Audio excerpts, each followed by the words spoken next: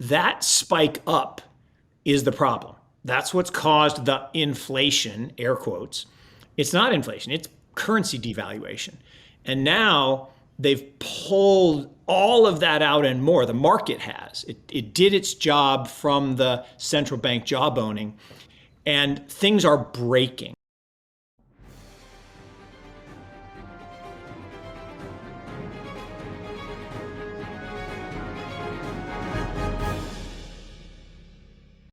Hello, and welcome back to the Daily Crypto. Today we have Mark Yusko as he explores the global financial market and crypto's outlook and gives us a glimpse of the most likely outcome of the bear market. Several reasons have contributed to why the current crypto bear market is the worst ever recorded, with most Bitcoin traders underwater and continuing to sell at a loss. The crypto markets are in a downtrend. There is no sugarcoating the truth that crypto markets have had a rough year. There is, however, a particular benefit to cryptocurrency that tax-savvy investors may take advantage of. Having said all that, let us head right through the video. Remember to like and subscribe if you enjoy the content we produce on this channel. Diabolical is the word. Look, diabolical is the word. And you know, I went back and forth with Steve McClurg this morning on this, and he said the unintended consequences. Mike, scratch the un. This is not unintended. This is, I believe, clear intention. This is about breaking stuff. Securitization is a complex process, heavily influenced by the jurisdiction in which it is carried out, spreads risk, and allows investors to select different levels of investment and risk. For only the fifth time in history, mortgage-backed security market went no bid.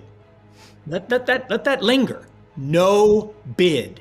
There were zero bids for mortgage-backed securitizations. None. Zero. It happened once in 1994, once in 2007, and twice in 2008. And they were indicators of the global financial crisis. That chart that Dan shared, to me, shows not one, but two policy errors that will go down in history, I believe, as bad as the policy errors of 1937, raising rates from 0 to 25 basis points, taking garden variety recession, turning into Great Depression, as bad as Smoot-Hawley in 31, as bad as the Fed tightening at the end of the market crash in 29.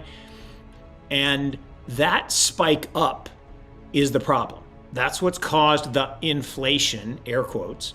It's not inflation, it's currency devaluation. And now they've pulled all of that out and more. The market has. It did its job from the central bank jawboning, and things are breaking. High yield bond market, as we are sitting here recording this, is breaking. Last week, Federal Reserve Chairman Jerome Powell emphasized that the Federal Reserve has decided to raise interest rates high enough to curb inflation. Very much about leverage and the abuse of leverage and the misunderstanding of leverage. But I was going to say it's kind of like when people used to call Bernie Madoff a hedge fund problem. Two problems. No, that was a direct fraud. No hedge and no fund, Dan. There was no hedge. There was no fund. He was He hadn't not made a a trade money in manager. 13 The years. whole thing was fraud. He He had not made a trade in 13 years, right? He would just transfer money from people's account to his account. So total fraud, not a hedge fund. But people wanted you to believe it was a hedge fund because they didn't like hedge funds. So the problem with the hedge funds, in air quotes, right now in crypto, we've done this work, right? There were 600-ish, okay? Only about 50, give or take, round numbers, were above $40 million. The crypto market has lost more than 20% in this single year. Bitcoin is down negative 35% in 2022. Ether is down negative 43% in 2022. And many other currencies are down much more. The Fed's fast rate hikes, which began with a quarter-point rise in its short-term benchmark rate in March, then a half-point increase in May, and finally 3/4 of a point last week, have scared investors and resulted in several drops in financial markets. That is what the U.S. economy is. It's fat, drunk, and stupid. And we are now definitely in recession. That number is going to go way lower. Whoever's in power in DC has no shot at fixing this. It is so broken. Because Dan, how many rate hikes are going to lower the price of oil? How many rate hikes are going to fix the wheat crop this year? How many rate hikes are going to get China to open up their ports and let the ships fill up with goods so the global trade can resume? I don't think the Fed has any, I think it has 0.0 power to affect any sort of change. I agree with you. They are panicking and they read the headlines and like, oh my God, inflation's so high.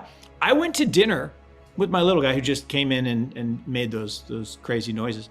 But I went to dinner with him last night after lacrosse. We had a bowl of spaghetti and a lasagna, okay, and 2 drinks. $50. With inflation reaching record highs of 8.6%, spreading to other parts of the economy and showing no signs of a slowdown, central banks are stepping up their actions to tighten credit and curb growth. As a result, Americans now assume inflation will continue to rise longer than expected. This sentiment can inflate the economy with inflation and make it difficult to pull inflation back towards the Fed's 2% target. The Fed's decision to impose such a significant rate rise a few weeks ago was an admission that it is trying to slow the speed and persistence of inflation, which has been exacerbated by Russia's war in Ukraine and its implications on oil prices. Mark Yusko agreed that the Fed's rate rises are weak instruments for attempting to reduce inflation while maintaining growth. These are not market people. I mean, the stat that I talk about all the time is the Fed, right, which is populated by hundreds of PhD educated, like you would think, smart people, have predicted future GDP growth every quarter for however many years. It's like 268 quarters. They're over. They've never gotten it right. I mean, think about that. We could flip a coin and get it right half the time. But they've never gotten it right.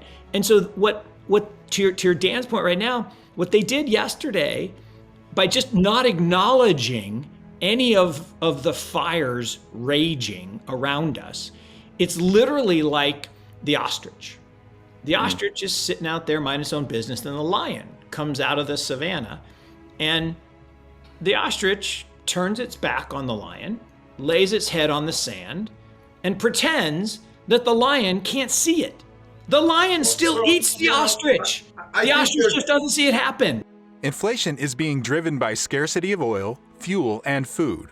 Unfortunately, many of the causes of inflation, such as Russia's invasion of Ukraine, still clogged global supply chains, labor shortages, and growing demand for services ranging from airline tickets to restaurant meals, are not well suited for the Fed to solve. It is absolutely all interconnected. You see these coordinated moves right around WEF every year. And I think, they all get together and they kind of go around and say, okay, whose turn in the hot seat? And somebody gets picked to be the strong currency. Because what every Western nation wants is a weak currency, because it's a beggar thy neighbor world, and we're going to race to the bottom. So the weaker your currency, the more you can sell, the more exports you can do. The euro was created to bring in as many crappy currencies to weaken the euro relative to the Deutschmark, because they needed to sell cars and machine tools and compete with Japan in places like China. Gold has historically performed well during market dips because it preserves its value. Its price remains reasonably stable, then tends to grow when investors shift from equities to gold if a recession is imminent. As a result, it can be used as a hedge, an investment that goes in the opposite direction of another against market declines or recessions. Gold is the only asset that has commodity and currency characteristics, right? Everything else, you're either a commodity or a currency. But gold, for 5,000 years, it's the only money. It's the only asset that exists in the absence of a liability. Now we have Bitcoin too, but for 5,000 years, it's the only money in the world. And what's interesting, over the last 2 years, right? Since the Fed went on their crazy money printing binge on the cult of Kelton advice, which is going to go down again. If the current policy mistakes go down as some of the worst ever, the people that listen to Stephanie Kelton will go down as the biggest idiots, I think, in the history of economics. So the cult of Kelton led to money supply expanding by roughly 50%, 50, over a 2-year period, right? 256 years of the Republic, half the money ever created in those 256 years happened in 2 years. Guess what gold's done over the last 2 years? Up 45%. Perfect money store of value, right? Basically, you devalued the currency by 50%, gold goes up.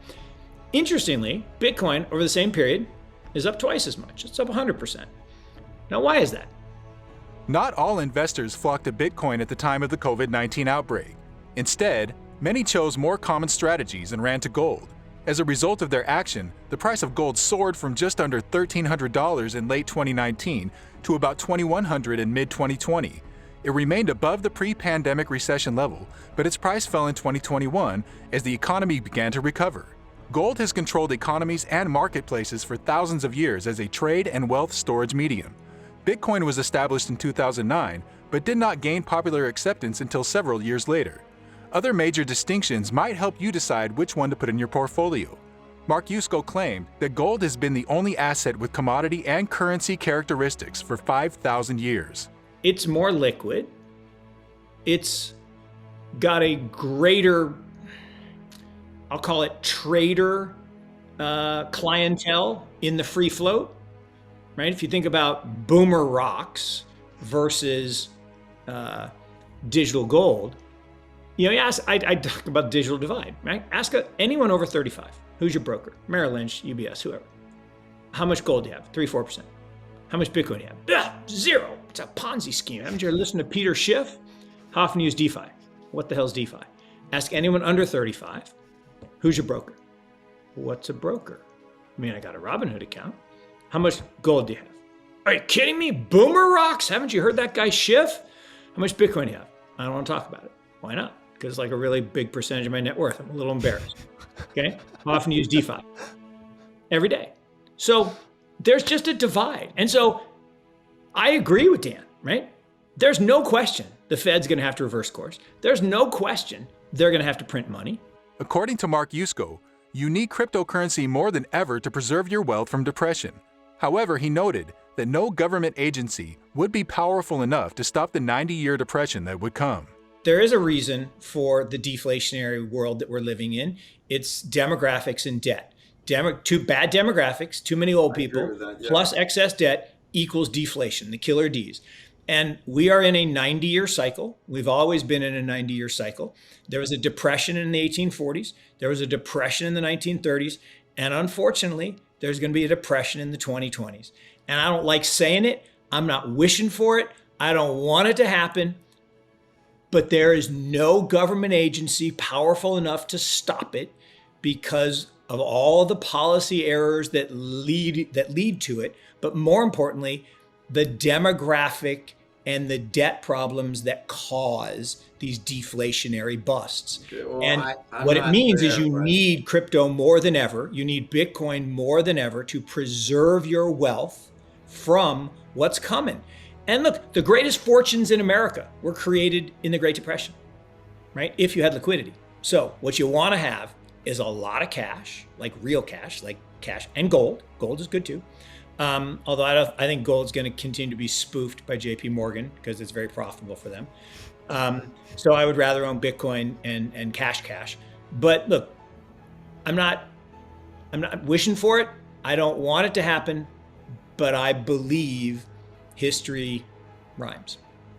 For years, Bitcoin has been regarded as one of the finest long-term crypto investments due to the coin's first-mover status in the industry. However, as previously said, the Bitcoin crypto price has fallen dramatically from its all-time highs in November 2021. Given this, what does the rest of 2022 have in store for Bitcoin? Comment down below, and don't forget to like and subscribe. This is The Daily Crypto. We'll see you in the next video.